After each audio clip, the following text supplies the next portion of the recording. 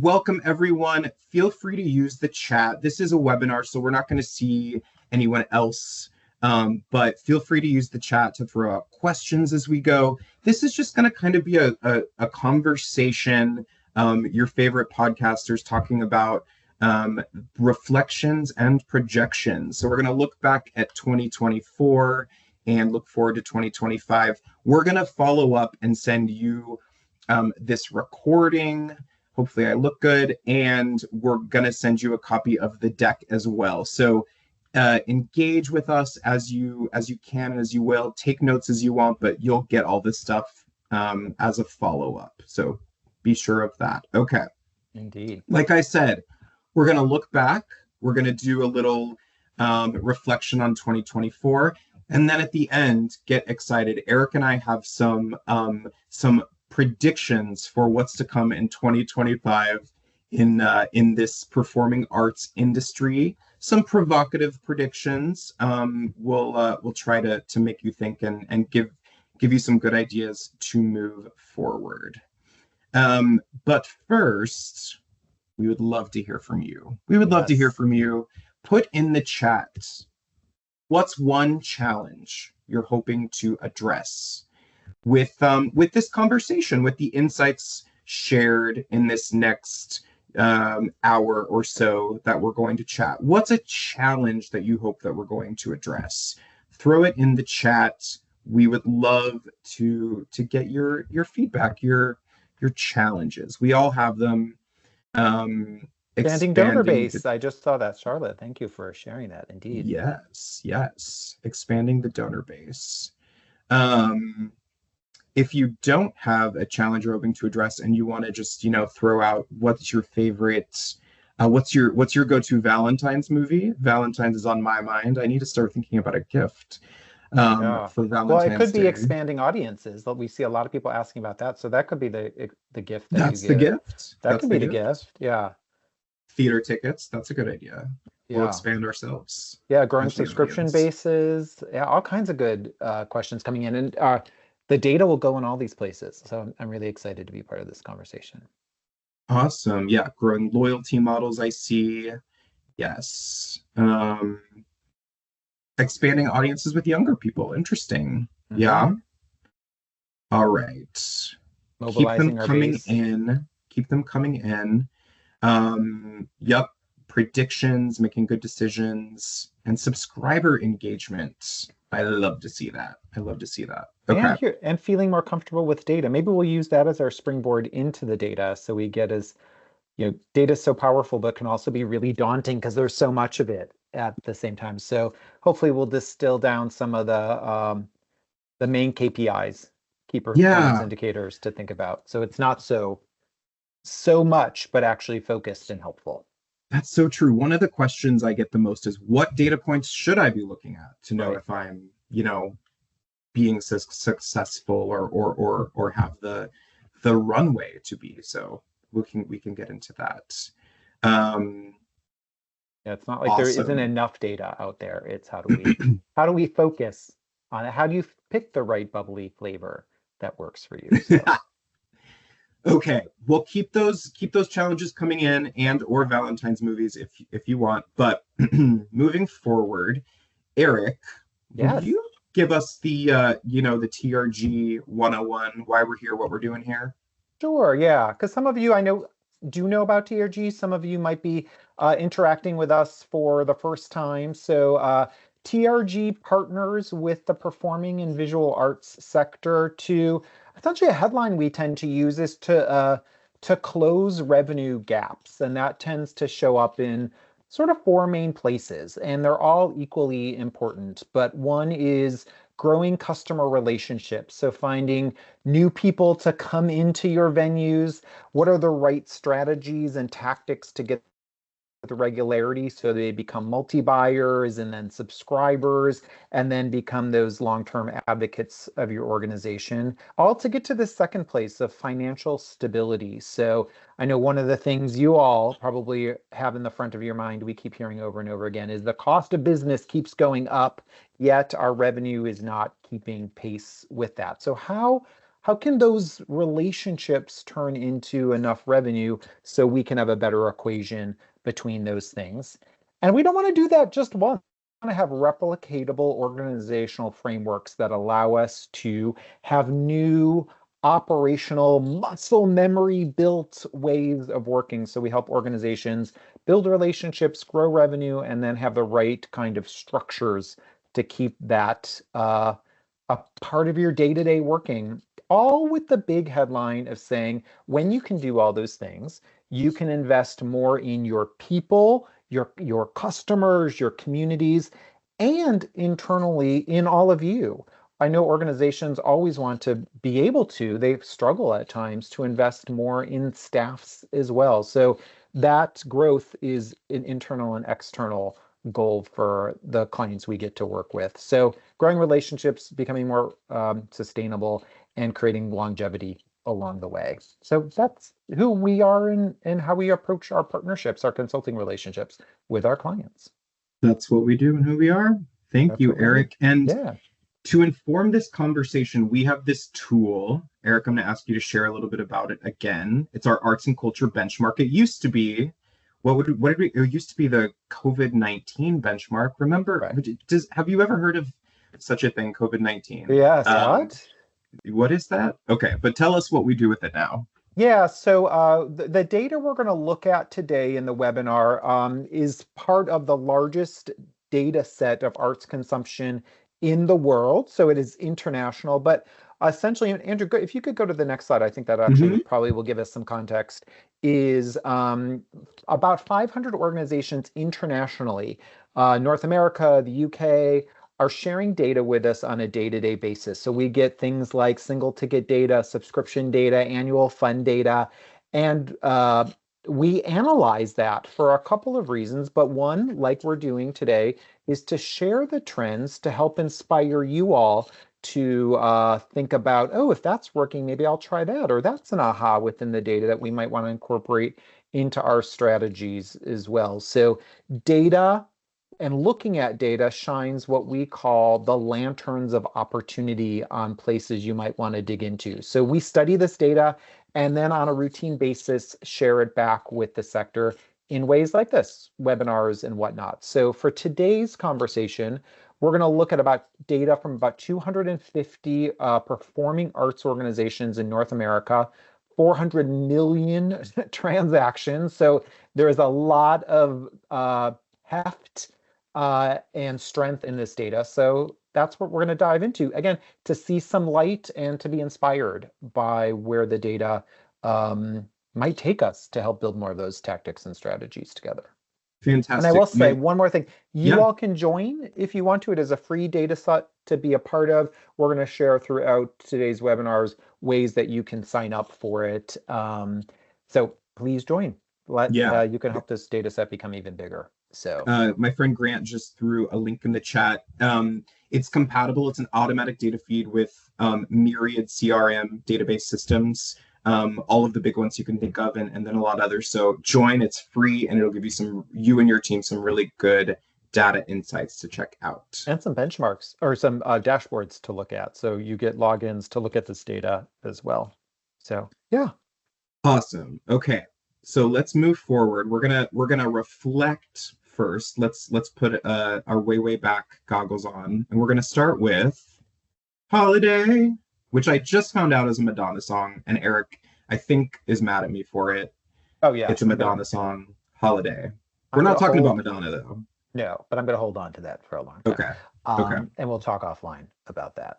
Anyway, so why holiday? Why not holiday? I'm in red today. Why not start there? But the reason we're starting with holiday actually is as we've come out of the pandemic, we've seen the biggest driver of revenue in the sector writ large, so performing arts organizations in North America, has been holiday programming. And we always look to blame someone for this. So we at TRG blame Mariah. So many of you may have seen these videos. She, over the last handful of years, has pushed the start of the holiday season earlier and earlier. If you don't know these, on November 1st, Mariah Carey always releases a video where she says, it's time, and she, and he video, she hit a high note and this, ice cracked and she emerged out and the holiday season began.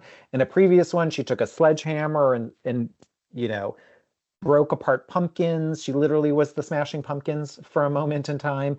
And as weird as that is, or as interesting as that is, we see a correlation between that energy around the holiday season and ticket sales. So we have seen some real strength around holiday programming. And the question is, will it let up? Have we reached plateaus with that? So we're going to take a look at how two sectors for this data set has performed over the last handful of years. And we're going to look at orchestras and theaters. And the reason we're looking in those two places is A, they have holiday programming, but two, Andrew, that's where we have the most data around holiday programming is in those two sectors. So it's not to say others don't do it, but looking in those two areas, we have a lot of data on it. So it's statistically accurate to be able to take a look at that. Got it. Yeah. So if you're a dance company with us or an opera company or anyone else, join our benchmark and we'll have more data to report next year on holiday programming. How about that? Indeed, yes. Let's make a deal. Okay, that's a good one to make. Should we start? Let's look at orchestra holiday performance. Yeah, indeed. So Andrew, we're looking at a couple of years of data here. So 21 all the way up to 24. And just to give you an orientation to this slide, there's a few things going on here, but the green bar is the average units per performance. And when we say units, you can think of that as tickets. How many tickets did we sell per performance?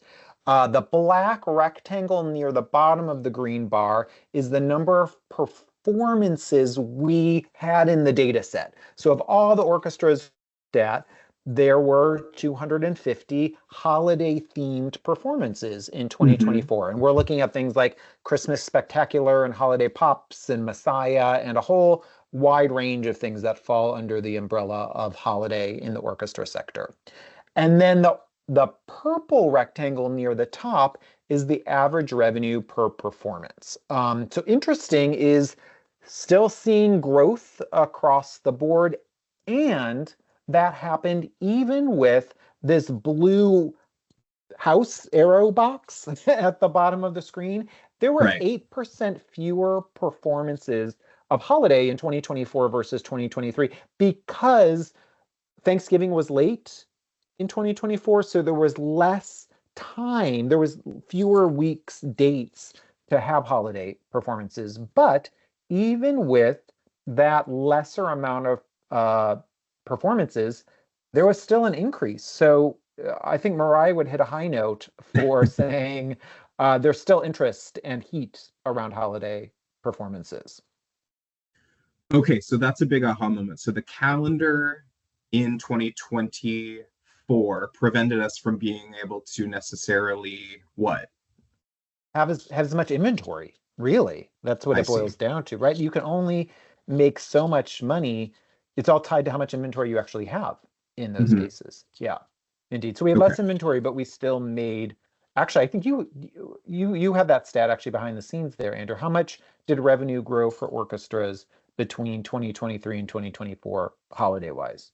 Yeah, revenue total, we did about $1.7 million more in 24 than we did in 2023. So there is more revenue, but fewer but not as much of a unit growth. We only did about 327,000 units compared to 324. So only about 3,000 and some change units more, but that revenue, quite a bit.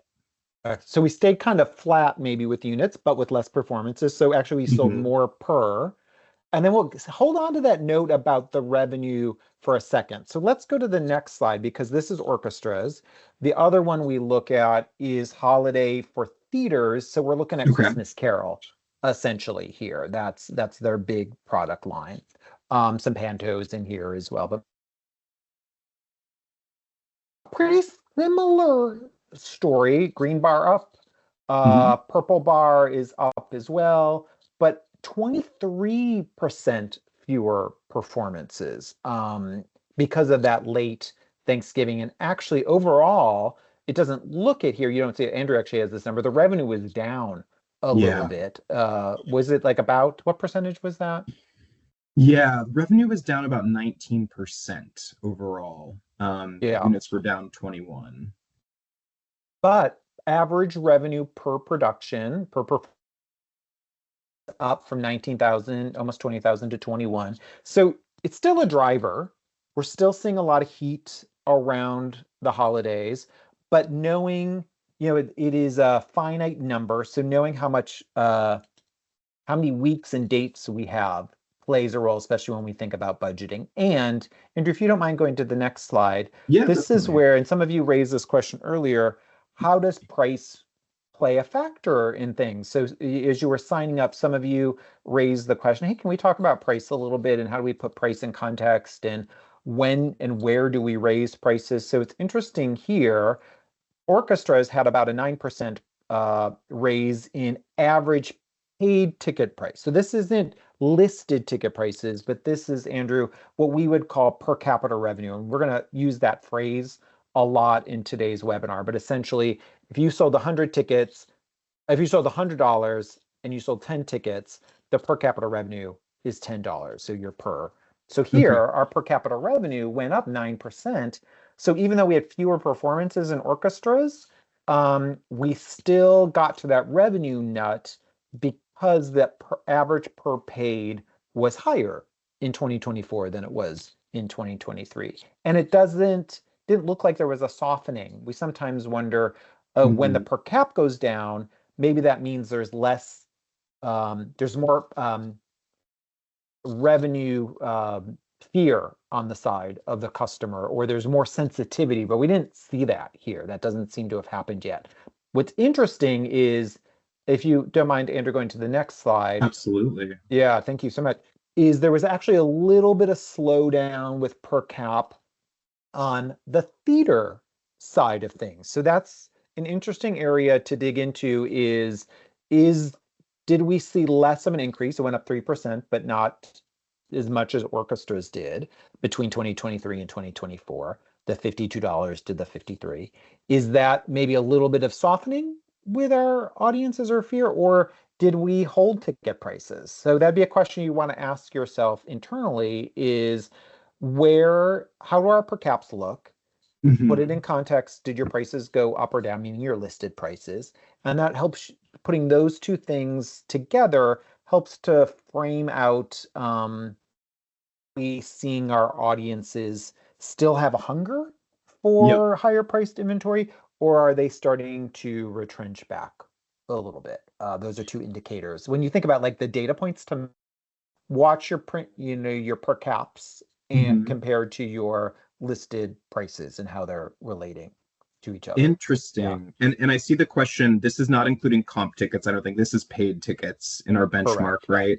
This Correct. is Yeah. just paid tickets. And so that question about price sensitivity comes up all the time, right? And it's the anecdotal data, like I'm feeling like prices are getting too high, or I just raised prices the last 2 years. I can't do it this year. Can you speak a little bit to that using this data as reference? Yeah. So like again, looking if your units are going up, you're selling more tickets and your per capitas are going down, that's an Mhm. interesting something to take a look at. So that story could be we're undercutting our ticket prices because when demand goes up, per caps should go up.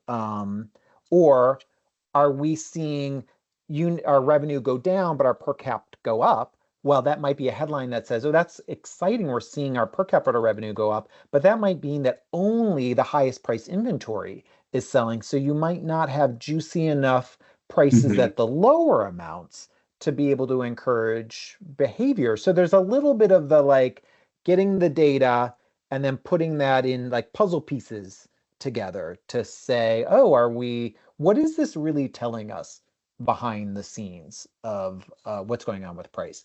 And I'm going to pause there because I know we have a lot of data and we're going to get to a really interesting point in just a few slides Okay. about price points versus inflation. So Andrew, just want to cue that up for Ooh, you and inflation. for, yeah, indeed, because that's a big piece of the puzzle Okay, as well. cool. Yeah.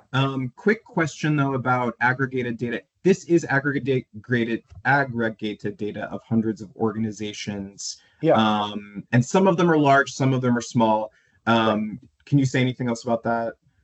Yeah, so most organizations who are participating fall somewhere between, this isn't everybody, but on average, sort of $5 million in operating revenue. So think single ticket subscriptions, annual fund, and up to about, so it's a big range. So into the 30, $40 million range. So there's a lot of organizations in this, but it's sort of mid to high is the sort of wrapper or headline around it. Not the super highs. There's some of those, but that's not the Hmm. average. And not organizations who are sort of under the 3 million amount. We don't have a lot of representation from that size as Got well. it. Got it. Yeah. Okay. Well, so I know you want to tell me a lot about the performing arts sector trends. So this is going to be a look at, I think we're going to do a pre-COVID last year comparison here, 2019 to 2024. Is that Yeah, right?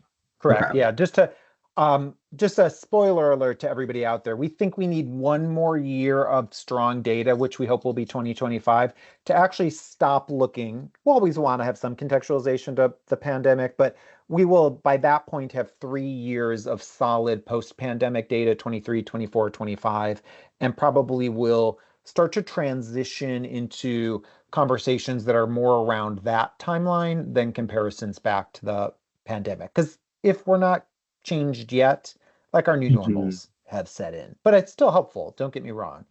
Super Um, helpful. I was just talking to Jill, our CEO, the other day about this. Like, if your subscriber, if you had a high watermark in 2019, for instance, that's a data point you're going to keep looking back at. But for the most part, we want to look forward and say, this is where we are today, right? Would correct. you agree? Okay. Yeah, exactly. So we might Okay. have one more year of this to get that 25 under our belt. But yeah, indeed. Okay, cool. So it looks like we're Yeah. looking at some single ticket revenue here. Yeah, so we're going to go in order of sort of revenue types, so single, subscription, and donation. So Andrew, what's going on here is taking a look at revenue for single tickets by these four groups in the benchmark. Hmm. And to your point, comparing 2024 to 2019. Again, revenue for singles. And the percent here is how much revenue is up for calendar year 2024 versus calendar year 2019. And it's exciting to see all four of these group orchestras. Now, PACs, that stands for Performing Arts Centers. We have dance and opera as one category for no other reason than the quantity of organizations we have in the data set from these two genres. It's not like those genres naturally go together, but to create a sense of big enough aggregated data size, we combine them together. That's why they're combined Hmm. that way. And then theaters. But look, they're all up. So really exciting. And this is the second year in a row of this trend that single tickets have been up over pre-pandemic amounts. So it's exciting to see. And go ahead, yeah. 23 and 24 23 and single 24. tickets have been. So is that surprising to you? What's been driving? How do Yeah, you know well, I why? mean, we could talk about Mariah a little more. Why not? It's always helpful to do that. But it actually go to the next slide, and I think that will help sort of unpack Okay. this a little more. So this gets back to ticket prices again, and that phrase per capita revenue that we looked at before. So this is those same four categories. The pre-pandemic per capita revenue from 2019 is in the purple. The Hmm. post-pandemic 2024 is in the green. So we're looking here is did green outpace purple and by how much? And it's interesting across the board. What do you see, Andrew? All four are doing what? All four segments or genres. The average ticket price is ahead of pre-COVID per Yeah, in caps. all four groups, Mm. all per caps are up. So that's one of the drivers of revenue is that we are making more money per ticket than we did pre-pandemic. That could be because we've raised prices or because people are gravitating towards higher price inventory more. I know a lot of people are experimenting with VIP packages, those kind of, or VIP tickets that get you all kinds of interesting things. Hmm. So that's a driver there. Absolutely. And we've heard this and see it in the data. Higher price sections are selling out faster. than they did pre-pandemic. So there's a, Great. So yeah. we can stop single ticket efforts. We're good, right? Oh, right. Yeah, of course, we're done. We don't Okay, need any more. amazing. Totally. We do still want to have a wide range of price points to encourage a variety of different people, like especially new people to be able to try. And we want to have Mhm. a low barrier to entry. Absolutely. But we are seeing when people go out, they want to have a VIP experience. So that often says, I'm going to buy a really nice seat in the hall. Now, contextually, I'm going to ask Andrew if you don't mind advancing to our next part of this slide, because when I bring this up, almost always I get to ask this question, which is, what about inflation? Like, can we put it in context? I know these aren't things do go up in price, and we do it a little different in the arts because our prices aren't set by somebody else and they're not set by a sector, they're set by ourselves, and we have multiple price points. So eggs have one price point, right? So it's not an exact apples to apples comparison that way, but it is this way. Are our ticket prices keeping pace with inflation? Meaning what we're getting today, does it equal as much or mean as much as it did back from what we're comparing to? So pre-pandemic, our average per capita revenue is $41. It's $53. Okay, that's the 12% or $12 increase. But $41 in 2024 dollars is actually $50.31, Hmm. based on how, the rates of inflation and how that has changed. Of $12 is actually only a raise of $2.70. So that's an interesting question for you all to think about as you Mhm. look at your prices. And this other question, the price of running our businesses keep going up. Are our prices happening, growing at a rate that allows us to make enough revenue to offset the cost of our businesses being more expensive to run? It's an interesting reality that we are all facing, and price is to think about it in that way. Um, is it, Andrew, when you see this, what kind of Yeah. ahas, you know, Well, right. So we are pacing ahead with our per caps, our average ticket prices, but that does not take inflation into account. You actually showed me there's online there's tons of great resources, inflation calculators where you can plug. That's how we put Totally. this That's how slide we together. figured this out. Right. Yeah, so you could Yeah, just Google US inflation calculator or Canadian inflation calculator. There's all kinds of just easy, they're free little tools on websites you can use. Like Treasury departments have them and things of that nature. right. It's interesting to give it a gut check, actually, that way and put it through that really This quickly. also makes me think that question about raising ticket prices year over year. We have to raise them at least a little bit year over year. I think, you tell me if you disagree, in order to keep up with inflation, in order to kind of like train our audiences to expect that every year. Keeping an eye on price resistance because, right, everyone's the Totally. expert at their own organizations. But this is what we see across the industry. Yeah, and it's a question you all want to have internally, like what kind of Mhm. organization or it's contextual. What did ticket revenue mean for us? And how much do we need to run our business? And that answering that question is an important one to put it in the big picture for the organization of then what does that mean from price points and whatnot. But we do Mhm. see, you know, people compare prices and whatnot. So if something's too high or too low, that sends a message to them around, oh, can I afford that? Or why is it so low? Does that mean it's not a high quality performance? We see that feedback in all of those ways. So contextualize it and figure out what your needs are as an organization. Okay. Okay, cool. So that's a look at single tickets across the industry through this benchmark data. Right. Do you want to tell me a little bit about I subscriptions? always want to tell you about Okay, subscriptions, thank Andrew, you. Okay. of course. So this is a super it looks similar, right? Like all four of the color bars are up. All of them have multiple percentages that are up. Who would have thought? So let's just let that hang in the air for a second, Andrew, right? Like I Okay. live uh where the New York Times is a popular newspaper, and there's always an article in the New York Times, it seems, about the death of subscriptions. Mhm. And not this isn't really interesting something. And you've heard me say this before, if we were to hop in our DeLorean, like we were in Back to the Future, and go back a year, this data would look very different. If we were comparing 2023 to 2019, these would be down, actually. So 2024 turned a corner.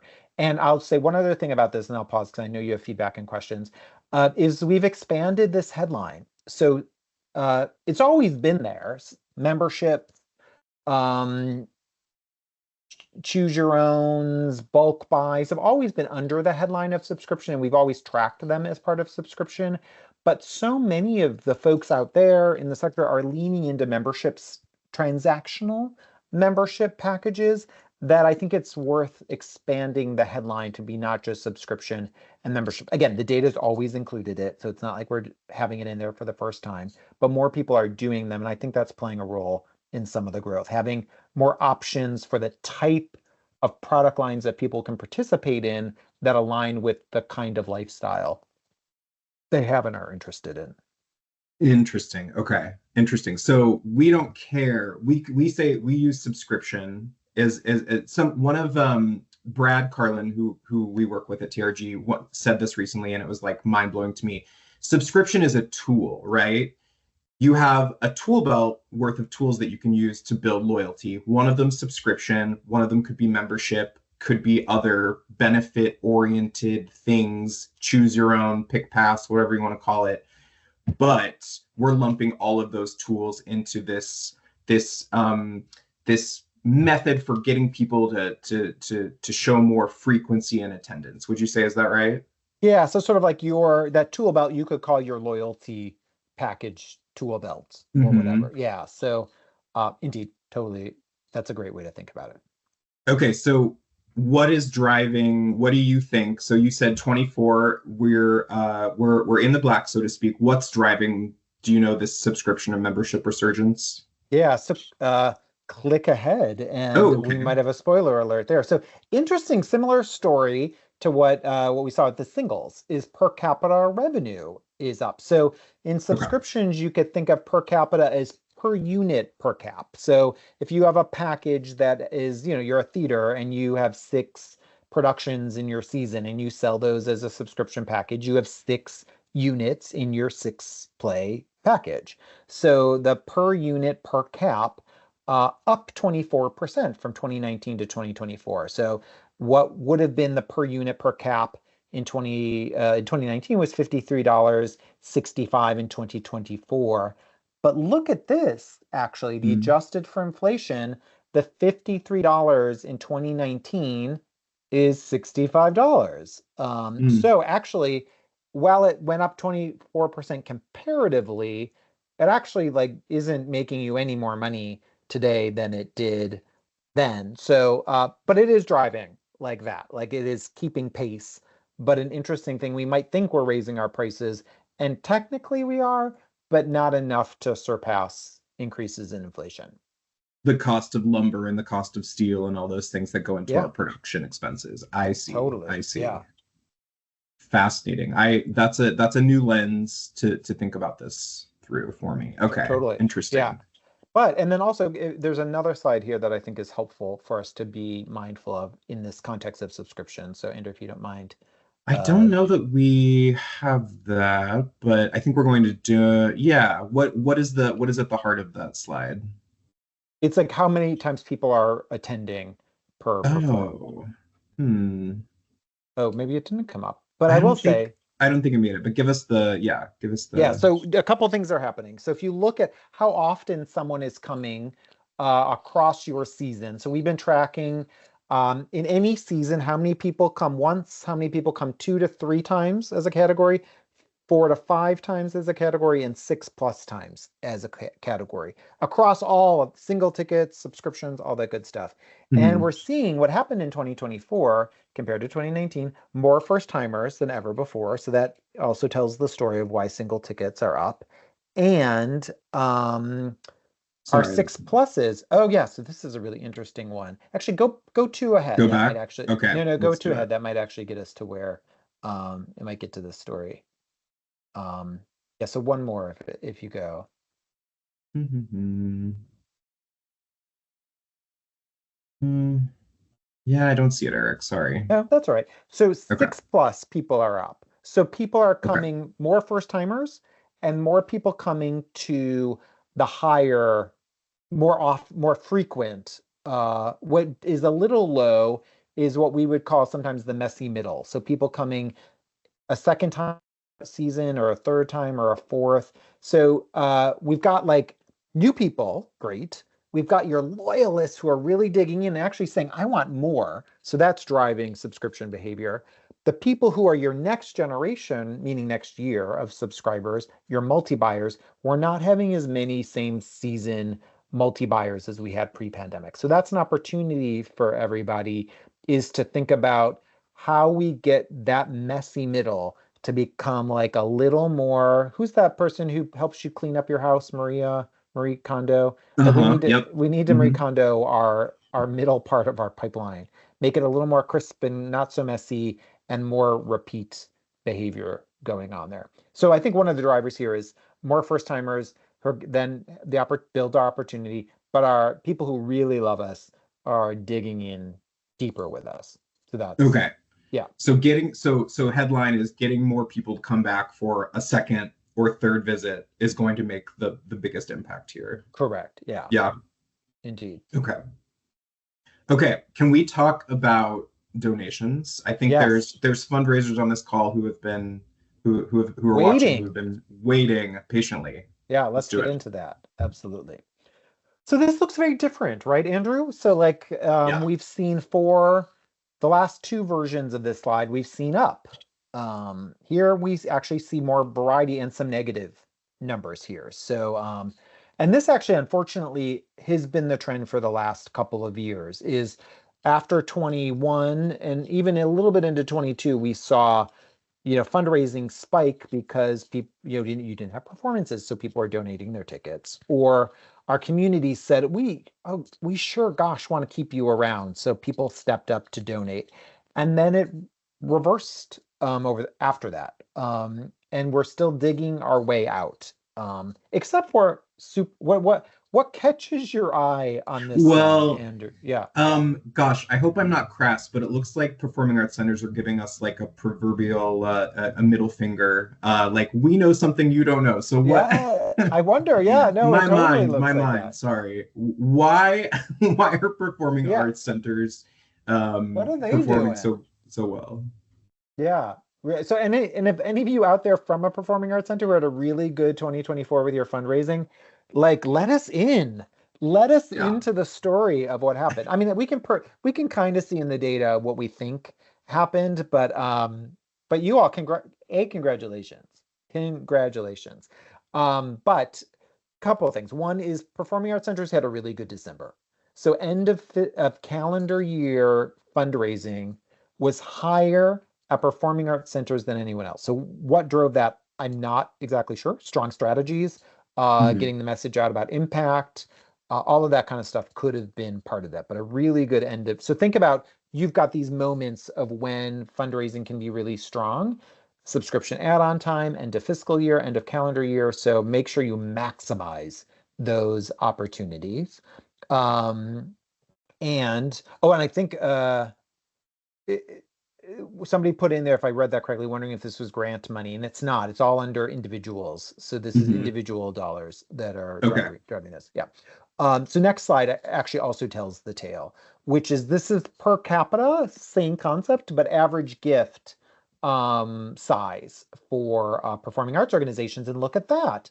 So purple is Uh-huh. pre-pandemic, green is post-pandemic, and only won that middle finger. I shouldn't give the middle finger in a call. Why did I do that? Why did I do that? You Who know, knows? Who knows, Andrew? powerful Um, storytelling sometimes comes with curse words. That's okay. yes, right. And look at the green bar here. Performing so average size gifts are up. So you heard me just talk about those moments in time, right? End of Mhm. calendar year, end of fiscal year, subscription add-on. the thing that we all hate, right? That piece of research that will come back, Andrew, that says, why didn't you give? And then the feedback is always what? No one asked me. That's not, I mean, people say that. You all are asking all the time. It didn't resonate or it didn't land.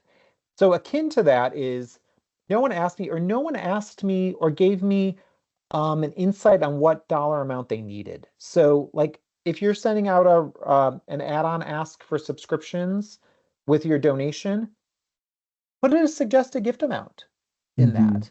Mm-hmm. Or talk about end of calendar year, a gift. Andrew, if you don't mind upgrading from 200 to 500, that allows us to do X, Y, and Z. Someone did reference, or a couple of people, capital campaigns. That's possible that's in this. So performing arts centers could be doing more capital projects because that's individual dollars. So that could be part of this mix. Absolutely. So I appreciate the folks who are raising that. But be really Yeah. mindful about the framing and what you're asking for. And people appreciate being pointed in directions of need, and that seize that opportunity. One more question here, one more second. How could Yeah, does programming have anything to do or say here, like number of it could be. Yeah, performances, like productions? yeah, performing arts centers and symphonies do many more productions than, or have nights of production than often theaters and operas. So you have more chance to be in front of your patrons. So being able to Okay. tell those stories. So that could absolutely. But it's a really good question, Andrew. And things like, More, okay. are we maximizing in venue opportunities in the lobby to talk about need and whatnot, or Hmm. stage pitches, all that kind of good stuff? And because of the diversity in genre, one night concerts, comedians, all the different types of people who could be coming into PAX, there's just more eyeballs to get in front of, I guess, at the end of the Yeah, day. that's right. Yeah. And a good Okay. point too, like, I think somebody referenced, PAX also have Broadway tours. Hmm. Absolutely. So that all these PAX aren't just, also include people who do Broadway tours. So that could be part of it as well. Oh, Broadway okay. tours are selling pretty well, so that's a big driver of it. Yeah. Okay. Anything to say around individual giving and inflation? Yeah, so let's look at that for a second too. And then I just want to be mindful of time, Andrew, that we might want to Okay. get to our predictions Oh, soon yeah, I'm after excited. that. I don't want Okay, to cool. not have the time to think about that. So yeah, look at this. So average gifts pre-pandemic across the sector was $1,983. Post-pandemic, it's 1610. So we saw it's down anyway, but look, that kind of puts some specificity around that. But this interesting thing here, 1,983 in 2024 dollars is actually worth 2,433. So the big red flag here is that our gift yield's actually down per gift by $823. So that's when we go back to that slide where they had the Uh-huh. four groupings, right? And the packs being up and everyone else being down. That's a revenue slide. And if our average gift sizes are down, and down through inflation, that absolutely is a driver of this. Now, this could be we Hmm. have more new buyers than ever before. So it's possible we just have more people at the earlier stages of their participation with us. And we just need to take some time to cultivate them, Andrew, so they're ready to give and give it step up to giving at that point, if that makes Okay. sense. We got to get to know each other first We before got to we get to know each other. That's right. pop the Indeed. question or whatever. Yeah. Right. Okay. Hmm. So that's our big three genres: single tickets, subscriptions, annual fund. Okay. Okay. Yeah. Well, any examples that you can point out? I think you have something about Kickstarter. Oh, yeah, let's go there first, and then let's get to predictions, I Okay, think. cool. So, yeah, so this is a really interesting one. Not our research, but research we saw out there about inspire you all around annual fund campaigns.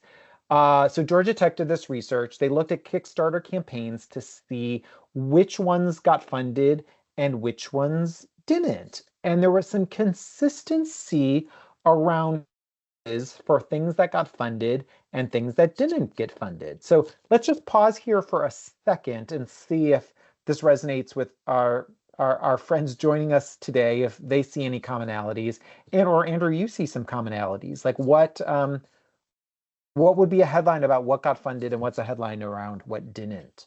What So didn't get things funded? that got Yeah. funded use language like also received to mention your given the chance versus things that weren't funded where we will not be able to do something or even a dollar, a pittance. Right. Yeah, indeed. So I'm getting like positive words versus kind of like negative words or like join us versus like if you don't do this, then something bad's gonna happen. I don't know. Is that right? Yeah, the Okay. positivity, like my dollars are going to help do this versus I'm trying to save something. The save language only works so much, and Mhm. that even a dollar, even it sounds desperate, right? Versus um also receive two act like the where's the strength versus the like we just hope we get there kind of language. Yeah. Really Hmm. interesting to see the variety in that. Help us do this versus we hope to. I hope. Yeah. Okay. Fascinating to see. So, should we go? You want to go to predictions next? I think so. Yeah. Let's do it. Let's do it. And then we'll Let's have totally do. a little bit of time if there are quick questions. And then, friends, we will always be happy to follow up with you um, afterwards. But Yeah. predictions. Yeah. So where Here's are we going a to go to in 2025? Right. where Yeah. are we going? 2025. You all, I had so much fun with ChatGPT image. What is it called? Dolly. So I hope you enjoy this. But here's some TRG ChatGPT collab here. But here's our predictions. Do you want to start us off with your first one? Here it is. Yes. So the big like what are KPIs or words we want to be thinking of? So these RDPD. What does that mean, Eric? So these four words are going to I think drive us and inspire us in 2025. Recency, demand, people, both internal and external, and discipline.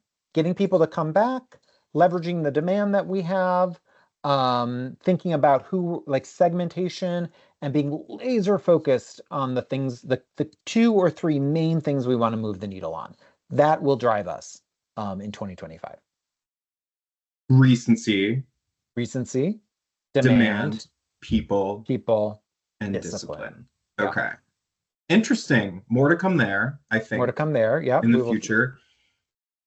Here's my first big prediction. Yes. I predict that artistic teams, maybe this is already happening in some places, but not enough places, I think. Artistic teams are going to look to the marketing team for data driven season selection opportunities, right? Mm. Where is the data? What shows have performed well in other places? What have audiences liked here at our organization in the past? We're going to use data. We're going to collaborate with the artistic team, and they're going to like it and they're going to ask for it. And they're going to be so empowered by it that they're going to keep asking again in the future.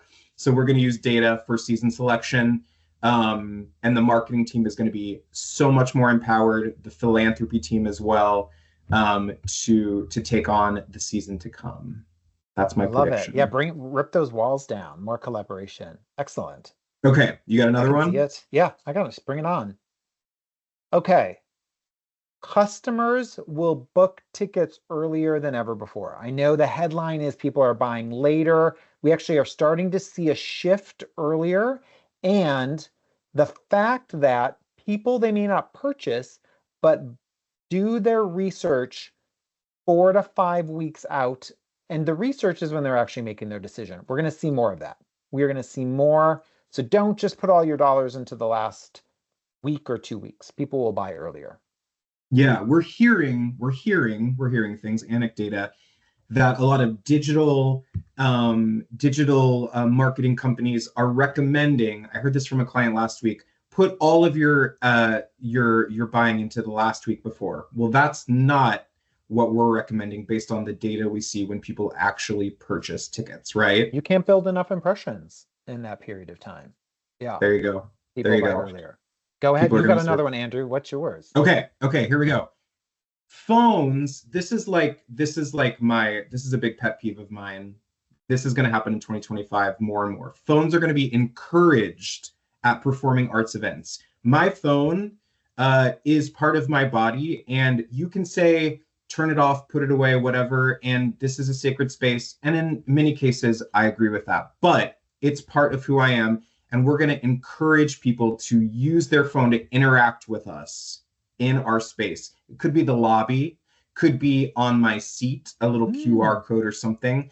And it's going to aid in data capture, data collection, because if we want to be able to invite these customers, our patrons, back to the next thing, we have to be able to contact them. So creating incentives to use their phone, their digital device, to give you their information in the venue is a hot trend of 2025. Collect their data, right? However you can. We're on trend, right? I like it. Okay. Okay. No more tweet seats, more powerful data. Exactly. And collaboration. Okay. I see it. I totally can see it. Okay. What's you next? Got another one? Here we go. Yeah, I think I got another one. One more, maybe, right? One or two, yes, marketers will invest more in retention than acquisition. You don't need any more new buyers. I mean, you do, but you really don't. Like, we all have gotten so many people in over the years, but getting people to come back and come back with regularity, that is our sweet spot. That's going to win the day in 2025. One of our colleagues might call it love the ones you're with. But yeah, retention. And using discounts. If you ask anyone at TRG Arts, discounts is not a dirty word. Discounts, there's a time and place for them, and it's for this group. It's to get people to come back, right? Totally. Or I might say, I agree with that, so I'm not saying that. Okay. We're actually seeing, I think we have a slide here, but if we run out of time, I just want to get it out there. The Arkansas Symphony is using their membership as their second offer to people who, first timers. So you came once, join a membership, pay only $9 a month. It's inexpensive. And then there's a super easy facility to get people to come back with regularity because they've already paid for it. So they will want to. So they actually are seeing a higher rate of increase of people taking advantage of that offer than the BOGO discount offer. So interesting things to think about. Okay, here's I think my last one. Okay. In 2020, oh wait, email is so 2024. It totally is. Who am I?